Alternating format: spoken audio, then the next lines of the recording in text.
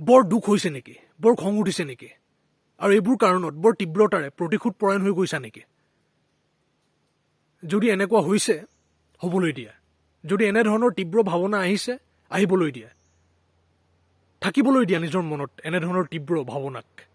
একো অস্বাভাৱিক হোৱা নাই, একো অপ্ৰাকৃতিক হোৱা নাই, হয় এনেকুৱা, হ'বলৈ দিয়া।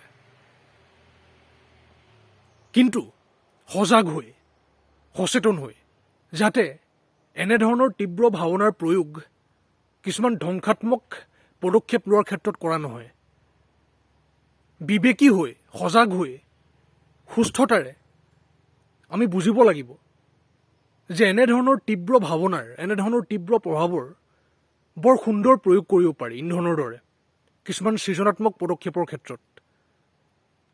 আৰু তেনে কৰি নিজৰ লগতে আনৰ বাবেও কিছুমান উপকাৰী পদক্ষেপ গ্ৰহণ কৰিব পাৰে।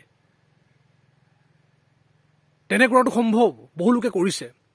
কিন্তু কেৱল আনে কৰিছে বুলিয়েই নহয়, নিজেই নিজক বুজি, নিজৰ আন্তৰিক জগতখনক চালি জাৰি চাই আমি গম পাব লাগিব যে বৰ ঋণাত্মক যেন লগা তীব্ৰ অনুভৱ কিছুমানক, তীব্ৰ ভাৱনা কিছুমানক একেবাৰে বেয়া বুলি গণ্য কৰিব নালাগে।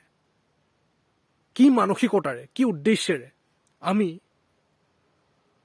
তীব্ৰ ভাৱনা আৰু প্ৰভাৱ কিছুমানৰ প্ৰয়োগ কৰিছোঁ, তাৰ ওপৰত নিৰ্ভৰ কৰে যে কি হ'বলৈ গৈ আছে, যে আমি নিজৰ মানসিকতাক কি দিশলৈ নি আছোঁ।